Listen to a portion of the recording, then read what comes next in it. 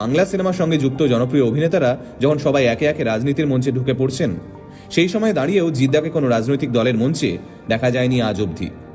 এই প্রসঙ্গে সাংবাদিকরা যখন জিতকে জিজ্ঞেস করেন, আপনার মতো একজন সিনিয়র অভিনেতা রাজনীতির মঞ্চে অনুপস্থিত কেন, তখন তিনি স্পষ্ট উত্তর দেন, আই ডোন্ট আন্ডারস্ট্যান্ড পলিটিক্স।